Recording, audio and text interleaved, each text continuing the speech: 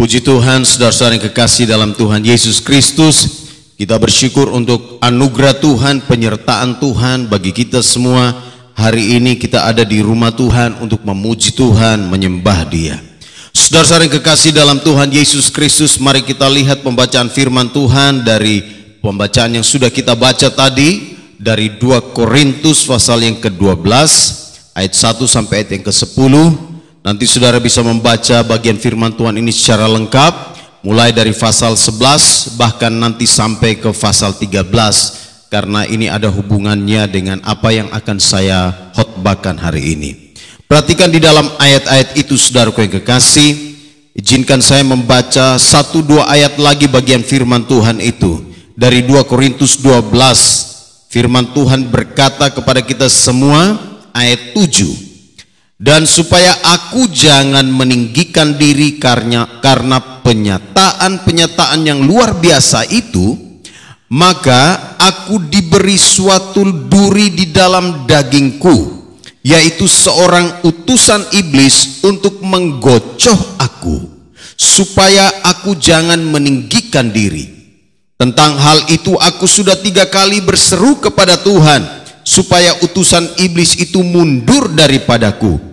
Tetapi jawab Tuhan kepadaku, cukuplah kasih karuniaku bagimu, sebab justru dalam kelemahanlah kuasaku menjadi sempurna. Sebab itu terlebih suka aku bermegah atas kelemahanku, supaya kuasa Kristus turun menaungi kamu, menaungi aku. Karena itu aku senang dan rela di dalam kelemahan, di dalam siksaan, di dalam kesukaran, di dalam penganiayaan dan kesesakan oleh karena Kristus. Sebab jika aku lemah, maka aku kuat. Saudara, perhatikan bagian firman Tuhan ini, ayat 9 dari pasal 13. Saya baca lagi untuk kita, pasal 13 ayat yang ke-9. Sebab kami bersuka cita apabila kami lemah dan kamu kuat, dan inilah yang kami doakan, yaitu supaya kamu menjadi sempurna. Saudara-saudara yang kekasih dalam Tuhan Yesus Kristus, berbahagialah kita yang membaca firman Tuhan ini, merenungkannya dan melakukannya dalam kehidupan kita hari lepas hari. Tema khotbah hari ini ialah orang Kristen yang tahan uji. Orang Kristen yang tahan uji. Saudara, ketika kita bicara tentang tahan uji, itu berarti bahwa ini berhubungan dengan berbagai macam masalah, pergumulan, beban-beban yang kita alami. Dan kalau kita bicara tentang tahan uji, itu bicara tentang ada daya tahan atau durabilitas kita sebagai orang-orang percaya. Dan tentunya daya tahan kita itu bukan karena kekuatan kita, tetapi karena kuasa Allah, karena penyertaan Tuhan, karena pertolongan Tuhan, sehingga kita bisa tahan uji. Saudara, ketika saya mempersiapkan khotbah ini dan merenungkan tentang kata ini, tahan uji, maka tentunya ini tidak mudah, saudara. Bicara tentang tahan uji, bicara tentang ada kemampuan dalam diri saudara dan saya, ketika kita menghadapi berbagai macam masalah dan akhirnya kita bisa bertahan. Dan tidak mudah bagi kita untuk bertahan dalam ujian-ujian iman.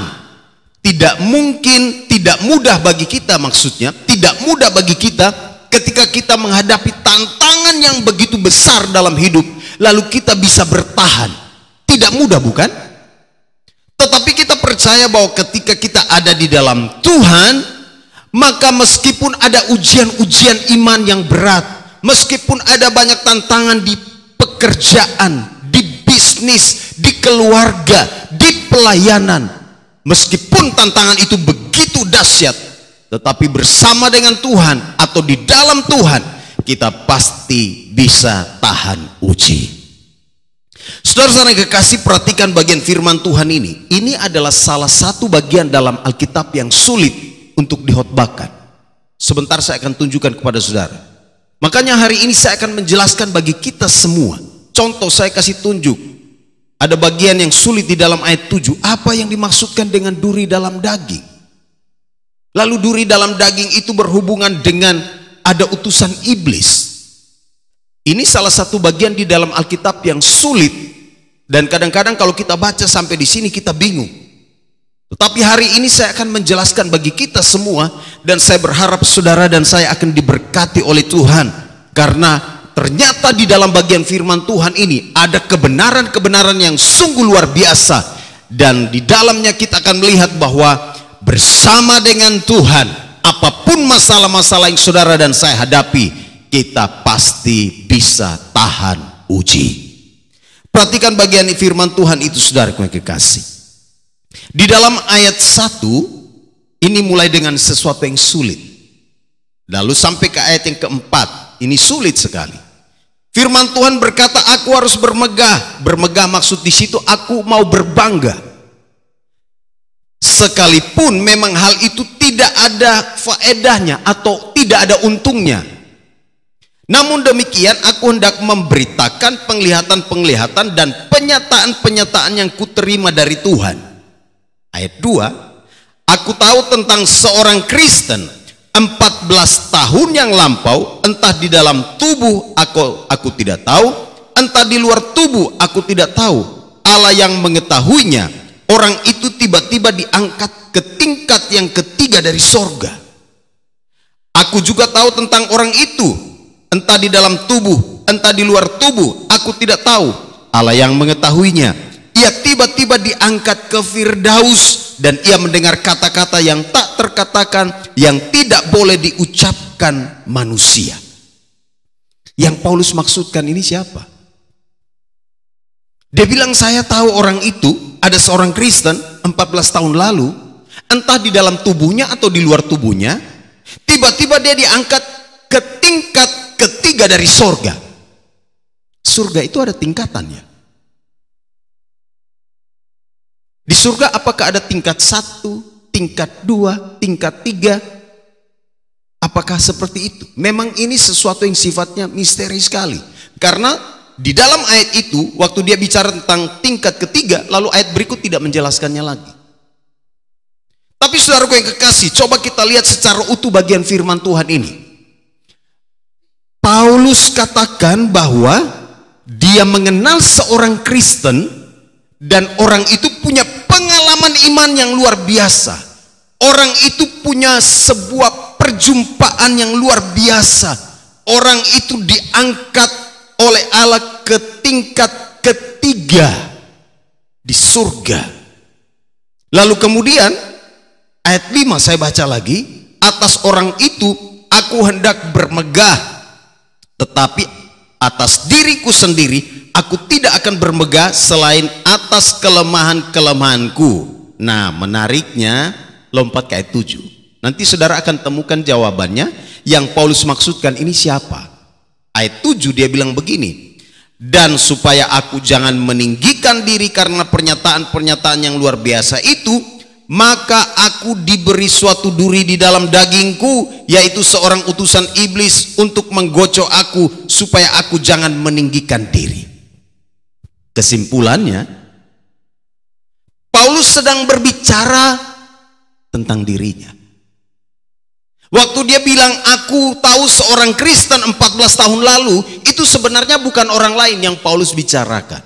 Paulus sedang berbicara tentang dirinya yang adalah Rasul Kristus, yang punya pengalaman luar biasa.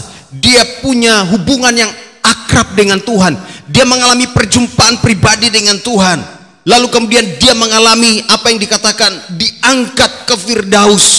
Ini bukan tubuhnya diangkat, tetapi ini di dalam bahasa atau tafsiran yang lebih sederhana ialah dia diperlihatkan sebuah situasi, dia diperlihatkan tentang surga itu, bahkan dia mendengarkan tentang kata-kata yang tidak diucapkan oleh manusia. Paulus bilang, saya melihat surga, saya mengerti situasi yang ada di surga. Tetapi dia bilang begini, aku tidak mau bermegah, maksudnya aku tidak mau berbangga dengan semua pengalaman-pengalaman rohaniku yang dahsyat itu. Kemudian dia bilang, Aku mau bermegah atas kelemahan-kelemahanku. Saudara, saya akan jelaskan perlahan-perlahan bagian firman Tuhan ini supaya yang sulit ini saudara bisa mengerti. Kelemahan yang Paulus maksudkan di sini apa, saudaraku yang kekasih? Paulus sedang bicara tentang satu kata di dalam bahasa Yunani, astheneia. Astheneia itu artinya bisa bicara tentang penyakit, bisa bicara tentang situasi sulit yang dihadapi, bisa bicara tentang tantangan-tantangan yang dia hadapi di dalam pelayanan. Dan itu yang dibicarakan oleh Paulus. Dia bilang, saya mau berbangga karena Kristus saya mengalami semuanya itu. Saya mengalami berbagai macam tantangan, saya mengalami berbagai macam sakit penyakit, saya mengalami berbagai macam ujian-ujian iman. Lalu nanti baca bagian firman Tuhan sampai pasal 13. Dia katakan, justru di dalam semua kelemahan itulah aku mengalami kekuatan. Pasal 12 ayat yang ke-10 bagian terakhir. Sebab jika aku lemah, maka aku kuat. Saudara yang kekasih, perhatikan, saya akan masuk di dalam bagian pertama ini. Ketika kita bicara tentang orang Kristen yang tahan uji, bagaimana supaya saudara dan saya punya sikap yang benar supaya kita bisa dapat tahan uji, menghadapi berbagai macam pergumulan, tantangan, masalah, dan berbagai beban-beban dalam hidup. Yang pertama, saudara perhatikan ayat 7. Supaya saudara dan saya bisa tahan uji, maka ayat 7 katakan begini, dan supaya aku jangan meninggikan diri karena pernyataan-pernyataan yang luar biasa itu, maka aku diberi suatu duri di dalam dagingku. Perhatikan sikap yang harus kita miliki agar kita bisa tahan uji ketika menghadapi berbagai macam tantangan. Sikap yang pertama ialah saudara dan saya harus belajar rendah hati. Paulus bilang, saya sedang belajar tentang kerendahan hati. Jangan lupa tadi saya sudah sampaikan, Paulus itu seorang rasul, seorang pelayan Tuhan yang luar biasa, seorang yang dipakai oleh Tuhan untuk melakukan berbagai mujizat-mujizat. Dia dipakai oleh Tuhan untuk melakukan berbagai tanda-tanda ajaib. Saudara perhatikan pasal 12 ayat 12. Segala sesuatu yang membuktikan bahwa aku adalah seorang rasul telah dilakukan di tengah-tengah kamu dengan segala kesabaran oleh tanda-tanda, mujizat-mujizat, dan kuasa-kuasa. Paulus adalah seorang hamba Tuhan yang penuh kuasa. Dia seorang hamba Tuhan yang melakukan berbagai macam tanda-tanda dan mujizat-mujizat yang luar biasa. Tetapi di saat yang sama, Tuhan juga mengajarkan dia tentang kerendahan hati.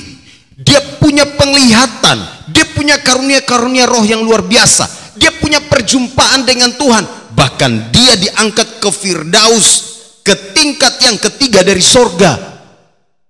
Di semua apa yang Paulus alami, di semua pengalaman-pengalaman rohani yang Paulus alami, Tuhan juga mengajar dia supaya dia rendah hati. Karena apa? Di dalam pelayanan yang Paulus hadapi, di dalam pelayanan yang Paulus lakukan, dia mengalami berbagai macam tantangan-tantangan. Karena itu Paulus diajarkan oleh Tuhan supaya dia tidak sombong, tetapi dia belajar rendah hati. Saya akan masuk di ayat 7. Tuhan mengajar Paulus untuk rendah hati dengan cara apa? Dia kemudian diberi suatu duri di dalam daging, yaitu seorang utusan iblis. Wah, ini sulit lagi. Apakah Tuhan mengizinkan iblis setiap saat untuk mengganggu Paulus? Apakah Tuhan bekerja sama dengan iblis? Kalau baca bagian ini, apakah Tuhan bekerja sama dengan iblis supaya kemudian membuat Paulus belajar banyak hal dalam pelayanannya? Saudara, waktu saya duduk dan mempersiapkan bagian firman Tuhan ini, sebenarnya ini yang dimaksudkan tentang duri dalam daging lalu dihubungkan dengan utusan iblis. Banyak penafsir yang punya pendapat macam-macam. Ada yang katakan ini hanya sebuah idiom atau gambaran. Paulus, dia bilang Tuhan membuat dia atau Tuhan mengutus seorang utusan iblis seperti duri di dalam daging. Paulus katakan bahwa ada sesuatu yang terjadi dalam tubuhnya, ada sesuatu yang terjadi dalam dirinya yang itu sulit sekali, yang harus dia tanggung. Kira-kira begitu. Duri dalam bahasa Yunani dibilang skolops. Saya jelaskan ini supaya saudara mengerti. Duri yang dimaksudkan itu seperti sepotong kayu runcing yang ditancapkan di dalam tubuh. Pernah saudara punya tubuh ditancapkan sebuah kayu yang runcing dan itu biasa saja? Pasti sakit ya. Pasti membawa rasa sakit dan tidak nyaman. Paulus mengalami hal yang namanya ujian iman. Dia sedang ada di dalam situasi pelayanan yang luar biasa. Tetapi di saat yang sama juga Tuhan sedang mengajar dia supaya dia rendah hati. Sekalipun dia rasul yang luar biasa, tetapi Tuhan mau agar dia belajar rendah hati. Supaya dia bisa rendah hati, Tuhan izinkan ada duri dalam dagingnya. Saudara pernah nyanyi lagu itu ya? Kita pernah nyanyi lagu itu ya? Yang duri dalam dagingku. Apa itu? Ku suka caramu memulihkan. Lagu itu kan? Pasca kemarin kita nyanyi. Di saat yang lainnya begitu mudah sirna, kasih-Mu ya Tuhan tetap bertahan. Engkaulah alasan hatiku percaya, kasih masih ada dalam dunia. Saudara, duri dalam daging yang dimaksudkan oleh bagian firman Tuhan ini bicara tentang sebuah proses kehidupan di mana Tuhan izinkan itu terjadi pada seorang yang namanya Paulus supaya dia menjadi seorang rasul yang rendah hati, dan dengan rendah hati baru dia bisa tahan uji. Dia bisa bertahan dalam ujian-ujian iman. Dia bisa bertahan di dalam berbagai macam tantangan kehidupan. Dia bisa bertahan di dalam berbagai macam pergumulan-pergumulannya, dan dia menang sebagai seorang anak Tuhan. Saudara, perhatikan bagian firman Tuhan ini. Paulus ada di dalam situasi yang sulit. Saya coba periksa duri dalam daging apa yang dialami oleh Paulus. Paulus mengalami sebuah sakit penyakit yang luar biasa. Duri dalam daging yang dimaksudkan di situ, dia mengalami sakit penyakit yang luar biasa. Dia mengalami tantangan-tantangan hebat dari sekelilingnya. Nanti saudara baca, saya tunjukkan ayat-ayatnya saja ya. Galatia 6 ayat 11. Kalau saudara baca di dalam Galatia 6 ayat 11, itu beberapa penafsir berkata bahwa Paulus punya penglihatan sudah mulai tidak bagus, sudah mulai kabur. Makanya ketika dia tulis surat, dia pakai huruf-huruf yang besar-besar. Dan Paulus katakan, ini seperti duri dalam daging yang Tuhan izinkan kepada saya. Tuhan mau lihat apakah dengan penglihatan saya yang sudah mulai kabur ini, apakah saya tetap setia melayani Tuhan atau tidak. Apakah dengan Tuhan mengizinkan saya menghadapi tantangan yang begitu luar biasa ini, saya tetap mau menulis surat kepada jemaat-jemaat atau tidak. Apakah saya mau tetap mengikut dia atau tidak. Dan ini menurut beberapa penafsir salah satu duri dalam daging yang Tuhan izinkan terjadi pada diri Paulus. Penglihatannya sudah mulai kabur. Tapi ada juga yang nanti katakan di dalam 1 Korintus pasal 2 ayat 3, mungkin ada kelemahan secara fisik, ada sakit penyakit di sana. Nanti saudara juga lihat di dalam 2 Korintus pasal 10 ayat 10, 2 Korintus 1 ayat 11, 1 Timotius 1 ayat 20, 2 Timotius 4 ayat 14. Saya cepat-cepat saja bagian firman Tuhan ini. Ini semua berbicara tentang kelemahan, bicara tentang situasi sulit yang Paulus hadapi di dalam pelayanan. Dan nanti saudara lihat sendiri di dalam pasal 11, itu jelas sekali Alkitab katakan ayat 24 mulai dari ayat 23, firman Tuhan katakan, apakah mereka pelayan Kristus? Aku berkata seperti orang gila, aku lebih lagi, aku lebih banyak berjerih lelah, lebih sering di dalam penjara, didera di luar batas, kerap kali dalam bahaya maut. 1 kali aku dilempari dengan batu, 3 kali mengalami karam kapal, sehari semalam aku terkatung-katung tengah laut. Dalam perjalanan aku sering diancam bahaya banjir dan bahaya penyamun, bahaya dari pihak orang-orang Yahudi dari orang-orang bukan Yahudi, bahaya di kota, bahaya di padang gurun, bahaya di tengah laut, dan bahaya dari pihak saudara-saudara palsu. Dan banyak penafsir Alkitab, sarjana-sarjana Alkitab berkata bahwa inilah yang Paulus maksudkan tentang duri dalam daging yang Tuhan izinkan terjadi di dalam dirinya, supaya Tuhan mau latih dia, Tuhan mau ajar dia supaya terus belajar rendah hati. Saya mau katakan begini, kalau sementara saudara dan saya ada hari ini, lalu kita punya banyak masalah, pergumulan, tantangan, jangan-jangan Tuhan sedang ajar kita untuk rendah hati. Mungkin itu adalah bagian dari duri dalam daging yang Tuhan izinkan terjadi kepada saudara dan saya, supaya kita belajar rendah hati. Amin. Paulus katakan ini sama seperti utusan iblis. Dia berkata bahwa tantangan ini begitu luar biasa. Dia katakan bahwa masalah-masalah hidupku dalam melayani Tuhan semakin banyak. Tetapi dia sadar supaya aku jangan meninggikan diri. Ayat 7. Maka aku diberi suatu duri di dalam daging. Saudara, kadang-kadang Tuhan sedang berurusan dengan karakter saudara dan saya. Kadang-kadang Tuhan sedang berurusan dengan sifat-sifat saudara dan saya. Dia mau melatih kita, dia mau mengajar kita supaya kita bisa tahan uji, supaya bisa menang atas berbagai macam tantangan-tantangan dalam kehidupan, supaya kita bisa menang atas berbagai macam godaan-godaan. Maka dia mengajar kita untuk belajar rendah hati. Karena Alkitab katakan Tuhan mengasihi orang yang rendah hati, dan dia membenci orang-orang yang sombong. Waktu saudara dan saya mengikut Tuhan, lalu ada banyak tantangan, ada banyak pergumulan, ada banyak masalah-masalah yang saudara dan saya hadapi. Coba introspeksi diri.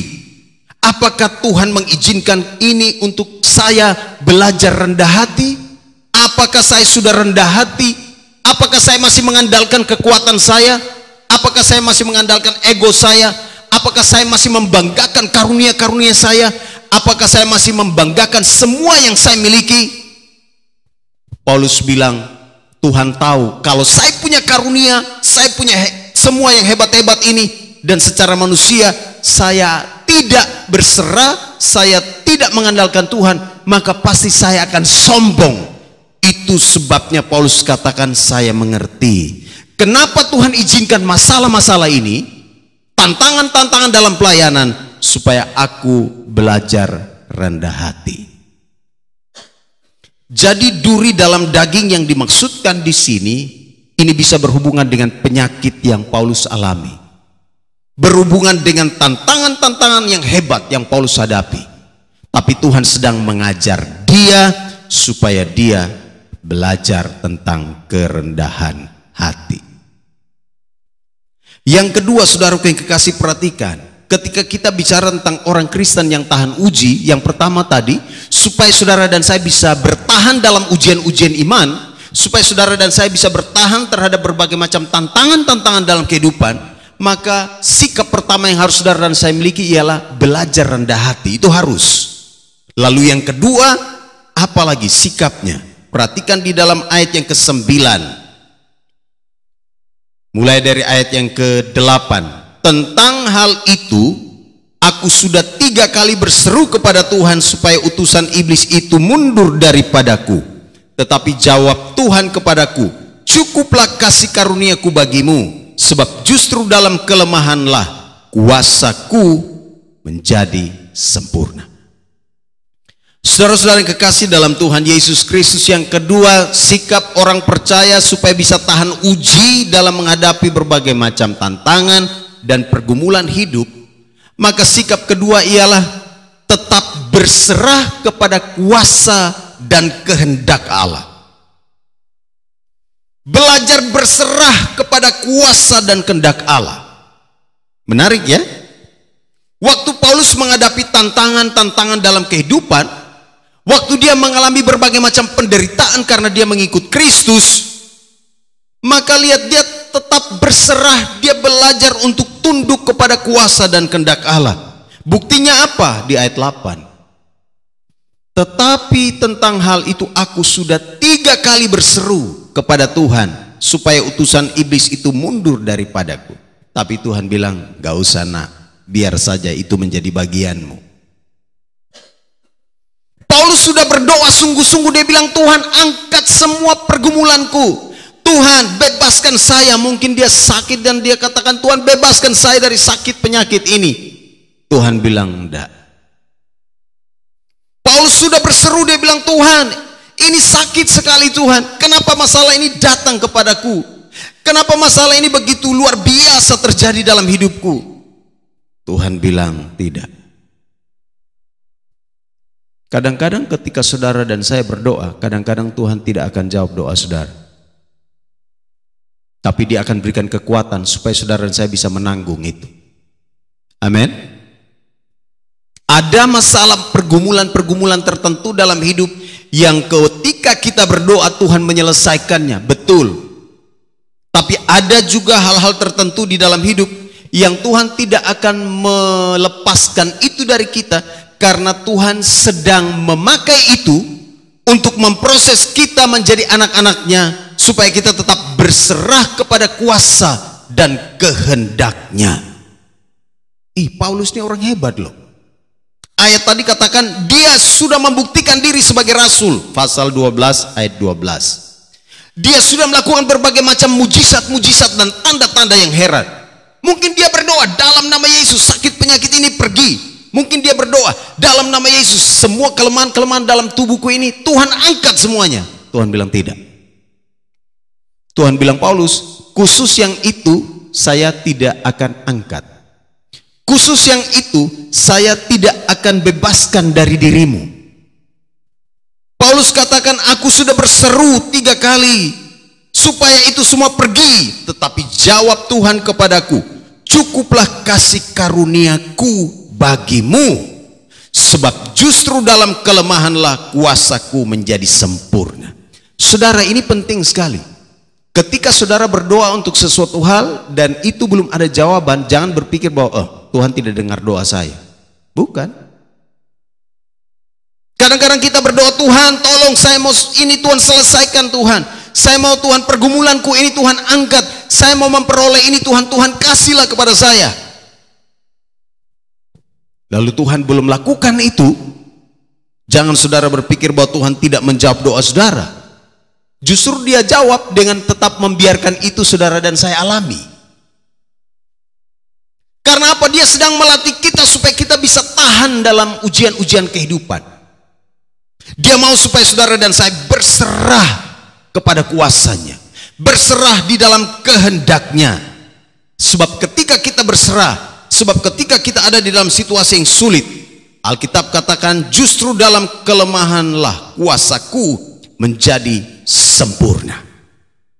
Saudara perhatikan kata sempurna yang dimaksudkan di sini itu ialah utuh atau perfect.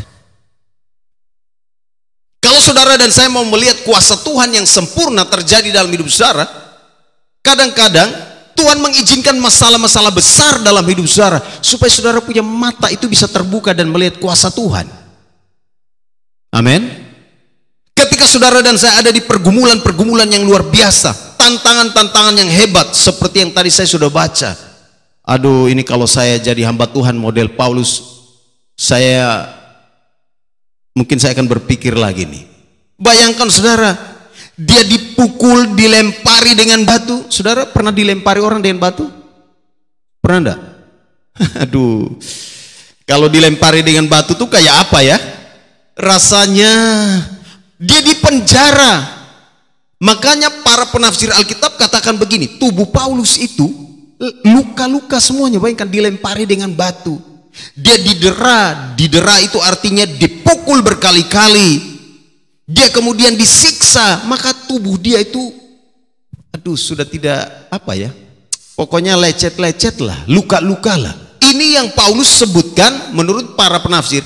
Ini yang Paulus bilang, inilah duri dalam daging. Tubuhnya yang sakit, yang rentan, yang ringkih kah atau apakah itu? Paulus mengalami situasi sulit itu, tetapi dalam semuanya itu saudara yang kekasih, dia tetap berserah kepada kuasa dan kehendak Allah. Perhatikan di dalam ayat yang ke-9, tetapi jawab Tuhan kepadaku, cukuplah kasih karuniaku bagimu. Lalu perhatikan di dalam ayat yang ke-10, sebab jika aku lemah maka aku kuat. Saudara, adakah kita yang hari ini sedang mengalami kelemahan dalam tanda kutip? Karena beratnya tantangan, beratnya pergumulan, beratnya beban yang kita alami. Rasa-rasanya kita sudah tidak bisa bertahan lagi. Rasa-rasa ujian iman ini begitu kuat, begitu membuat kita tertindih, membuat kita akhirnya sudah tidak bisa jalan lagi, membuat kita seperti aduh ini sulit sekali. Tapi saya mau katakan buat kita semua, sebab jika aku lemah maka aku kuat. Saudara perhatikan satu bagian firman Tuhan, saya baca di dalam Filipi. Coba saudara lihat bagian firman Tuhan di dalam Filipi itu ya. Filipi, saya suka sekali dengan ayat itu. Filipi pasal yang keempat, ayatnya yang ke-13. Saudara perhatikan bagian firman Tuhan itu. Segala perkara dapat kutanggung di dalam Dia yang memberi kekuatan kepadaku.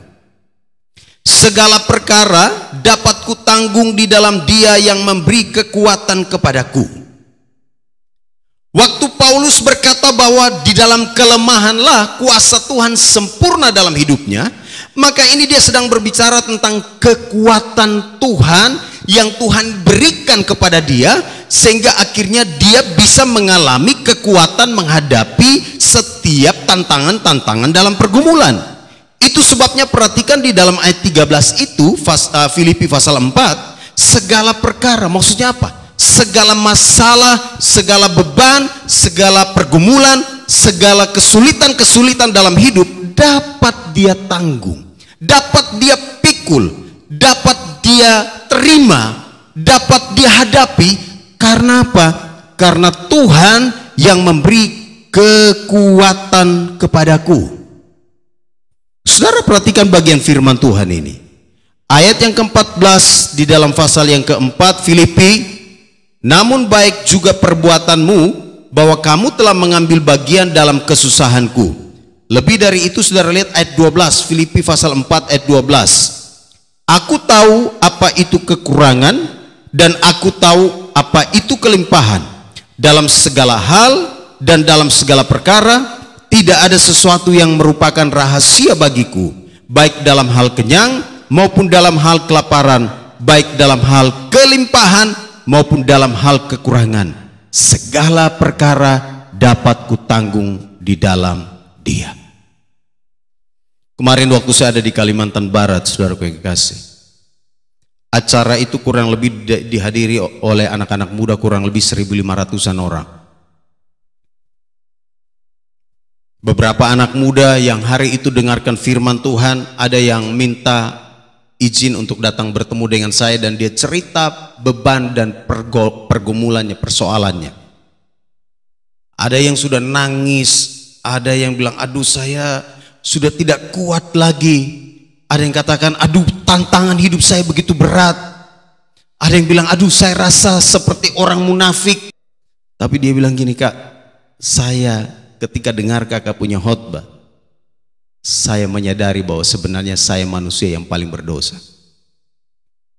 Saya tidak tahan ujian, saya tidak tahan terhadap berbagai macam godaan dosa, saya tidak tahan terhadap berbagai macam hal yang terjadi dalam diri saya. Dia cerita panjang lebar. Oh, saya kaget juga, Tapi saya mau katakan begini, saudaraku yang kekasih, Paulus menegaskan kepada kita semua bahwa di dalam situasi-situasi tertentu di dalam hidup ini, di dalam berbagai macam tantangan dan pergumulan yang saudara dan saya hadapi, maka kita harus belajar untuk berserah kepada kuasa dan kehendak Allah.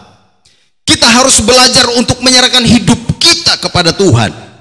Kita harus berusaha untuk datang kepada Tuhan dan menyerahkan semua pergumulan kita, persoalan kita, tantangan-tantangan yang kita hadapi di dalam hidup. Sebab firman Tuhan katakan, ketika kita berserah di dalam kelemahan kitalah kuasa Tuhan menjadi sempurna. Karena itu saudaraku yang kekasih, saya mau katakan ini buat kita semua.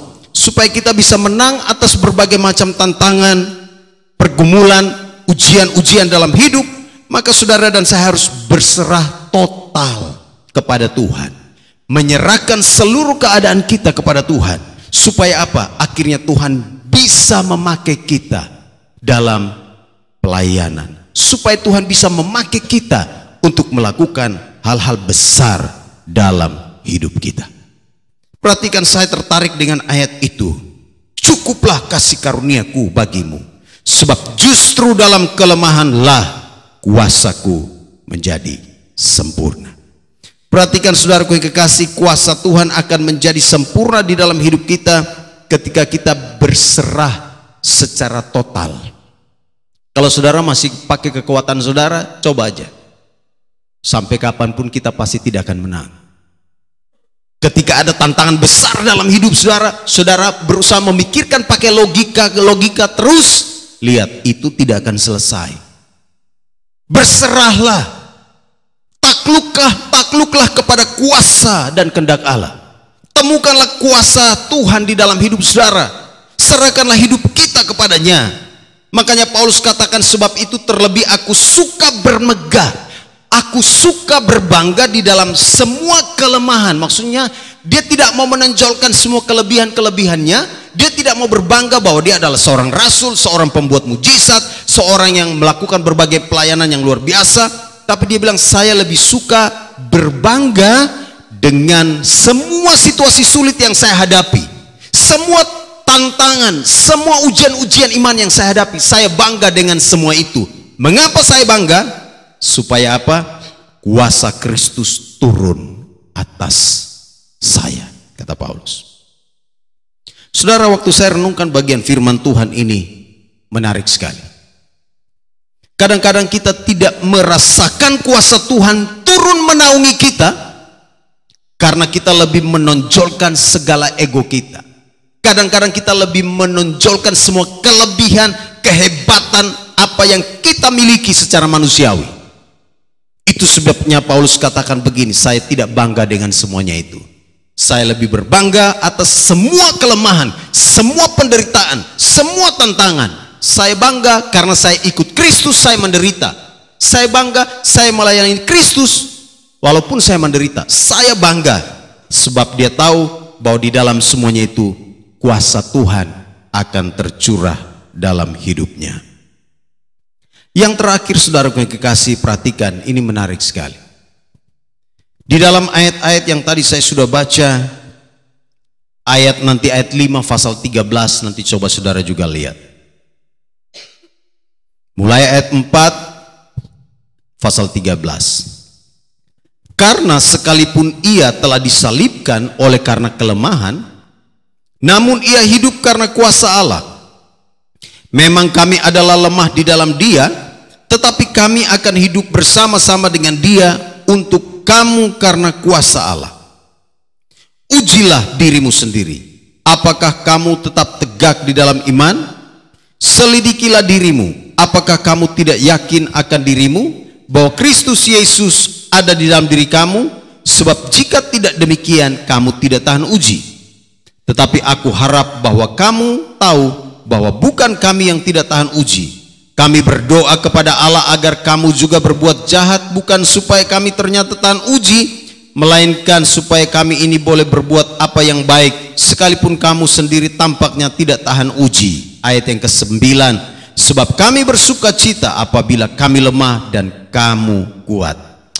Ini kalau baca bagian firman Tuhan ini itu seperti berputar-putar ya, berputar-putar.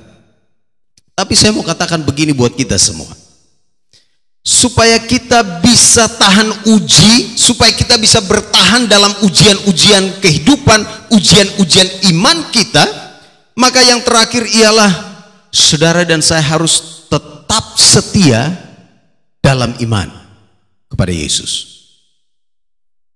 Supaya saudara dan saya bisa menang dan bertahan di dalam ujian iman, maka kita harus tetap setia kepada Yesus.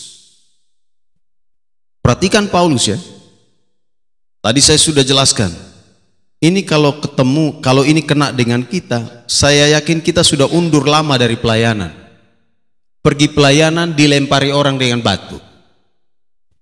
Pergi pelayanan sampai di tengah jalan dipukul orang. Ditangkap, dimasukkan ke dalam penjara. Badan semuanya luka-luka. Wah, saya yakin kita sudah mengundurkan diri lama dari pelayanan ini kalau model kayak gini nih. Tapi perhatikan Paulus, dia tetap setia. Dia belajar untuk setia dalam iman kepada Yesus. Karena dia tahu bahwa Yesus adalah Tuhan penyelamatnya. Paulus tahu bahwa Yesus yang sudah menyelamatkan dia, Yesus yang sudah disalibkan dalam kelemahan. Yang Paulus maksudkan, ia disalibkan dalam kelemahan, bicara tentang Yesus yang adalah manusia 100%. Dia disalibkan, dia harus menderita, tetapi dia menanggung semuanya itu di dalam kekuatan Allah. Dia bisa menahan semua ujian, bertahan dalam semua ujian iman itu karena kuasa Allah ada di dalam hidupnya. Dan Paulus menjelaskan ini bahwa orang-orang yang setia mengiring Tuhan, orang-orang yang setia dalam iman kepada Yesus, maka mereka pasti akan diberikan kekuatan, diberikan kemenangan. Mereka bisa tahan uji, mereka bisa bertahan di dalam setiap ujian-ujian iman, karena Tuhan Yesus setia menjaga dan memelihara mereka. Amin. Saudara, ini luar biasa sekali. Setia itu sesuatu yang tidak mudah. Saya kemarin dengar cerita pelayanan di satu kampung di Kalimantan Barat. Waduh, beberapa teman hamba Tuhan bercerita kepada saya bagaimana pelayanan mereka. Tidak ada sinyal, tidak ada jalan yang besar untuk mereka lalui. Mereka kadang-kadang jatuh motor berkali-kali, medannya sulit, kadang-kadang jalan kaki, pergi cari jemaat yang ada di sawah-sawah itu berjam-jam, datang berdoa untuk mereka di ladang ini, kemudian pindah lagi ke, waduh, saya bilang kita di kota ini sudah terlalu enak ya. Udah terlalu enak. Susah sekali mereka, tapi sukacita. Ada yang anaknya, istrinya, anaknya itu dilahirkan, istrinya itu sementara mengandung harus dibawa keluar dari dalam kampung untuk cari puskesmas. Wah. Tapi ini yang mereka buktikan, mereka tetap setia mengiring Tuhan. Dan karena kesetiaan mereka, Tuhan bekerja untuk memberikan kekuatan kepada mereka. Tuhan memelihara hidup mereka. Seperti Paulus setia, maka dia bisa bertahan. Betul? Kalau saya pakai analogi ini, di rumah tangga pasti ada banyak masalah. Tapi kalau setiap pasangan dalam rumah tangga itu setia, saya yakin mereka akan terus berjalan meskipun tantangan itu ada. Mereka tetap akan tahan uji. Betul? Sama dengan di dalam membangun hubungan anak-anak muda. Tantangan itu begitu besar. Tantangan dalam membangun hubungan sebagai anak-anak muda, dalam masa pacaran kek, dalam rencana pertunangan kek, tantangan itu akan ada. Tapi kalau mereka setia, mereka pasti bisa bertahan. Hubungan itu pasti bisa bertahan. Saudara, perhatikan bagian firman Tuhan ini. Paulus tetap setia apapun resiko yang dia sedang hadapi. Dia tetap bertahan dalam ujian iman. Kenapa? Karena Allah memberikan kekuatan kepada dia. Maka dia bersuka cita. Di dalam ayat 10 pasal 12 di sana dikatakan, karena itu aku senang dan rela di dalam kelemahan. Wih, saudara senang dan rela tidak ketika mengikut Tuhan? Saudara sakit, rela tidak? Ketika saudara mengikut Kristus, saudara ada siksaan, senang tidak? Ini orang bilang ini orang gila nih. Paulus ini gila katanya. Masa dia senang dan rela kalau dia disiksa karena Kristus? Dia bilang saya senang-senang saja. Dia senang dan rela kalau dia mengalami kesukaran di dalam penganiayaan, dalam kesesakan karena Kristus. Berapa banyak kita yang senang sementara melayani sedang mengalami situasi sulit? Berapa di antara kita yang rela dan senang saya mau terus melayani Tuhan deh, meskipun hari ini saya ada masalah, susah, ada sakit penyakit, banyak tantangan, saya senang dan rela. Paulus ini hebat nih. Dan ini menjadi sebuah contoh bagi kita. Orang-orang yang setia dengan Tuhan, mereka pasti akan diberikan kekuatan untuk menang, bisa tahan uji. Orang-orang yang setia dengan Tuhan, mereka akan melihat kuasa Tuhan yang sempurna akan tercurah dalam hidup mereka. Karena itu saudaraku kekasih, saya mau katakan bagian firman Tuhan ini menutup khotbah hari ini.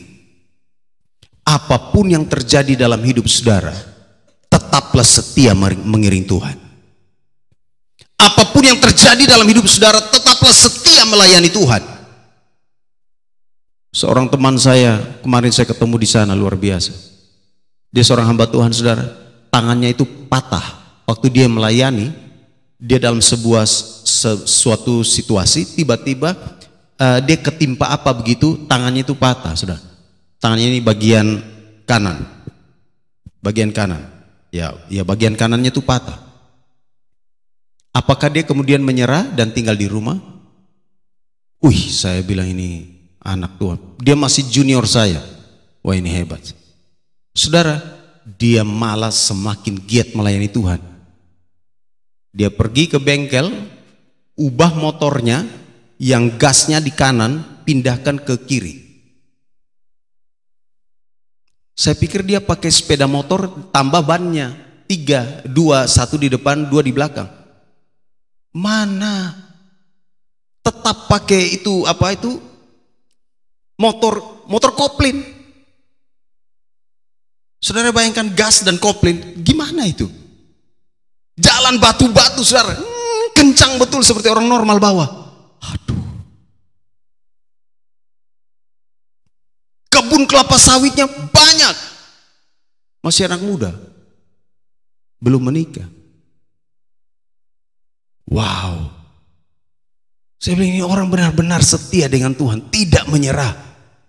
Saya dalam hati, kemarin kondisi jalan itu kami dengan mobil saja udah setengah mati. Itu tanjakan begini hampir mau kandas. Ini anak bawa motor gimana ya? Saya nggak bisa mikir tuh. Sudah bayangkan dia bawa satu tangan saja begini. Itu seimbang, kita dua tangan saja bisa jatuh. Tanjakannya itu mobil hampir mati tuh di tengah-tengah. Bayangkan, aduh susah deh dibayangkan. Tapi benar-benar dia membuktikan kesetiaannya untuk melayani Tuhan.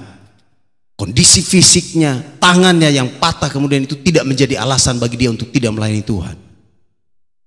Woi, saya salut. Ini orang-orang yang cocok dan layak memperoleh mahkota ini. Setia dengan Tuhan.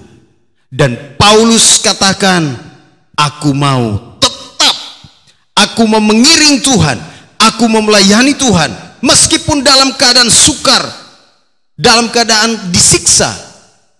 Aku mau terus melayani Tuhan. Sebab apa? Jika aku lemah, maka aku kuat. Jangan menyerah dengan semua kelemahan, masalah-masalah yang saudara dan saya hadapi untuk tidak melayani Tuhan. Jangan menyerah. Kalau saudara menyerah, saudara orang kalah. Saudara adalah orang yang kalah. Saudara bukan pemenang. Saya bukan pemenang. Justru dalam kelemahan-kelemahan, masalah-masalah, pergumulan-pergumulan yang kita hadapi, kita harus semakin semangat, semakin kuat. Sebab saat kita lemah, Tuhan memberikan kekuatan kepada kita. Kiranya firman Tuhan hari ini mengingatkan kita. Ada banyak tantangan yang akan kita hadapi. Secara pribadi, dalam pekerjaan, dalam bisnis, dalam pelayanan. Tapi berserahlah kepada Tuhan. Kita pasti akan diberikan kekuatan oleh Tuhan. Sehingga meskipun kita sedang ada dalam keadaan yang lemah, penuh masalah, penuh pergumulan, tetapi Tuhan pasti akan memberikan kemenangan kepada kita.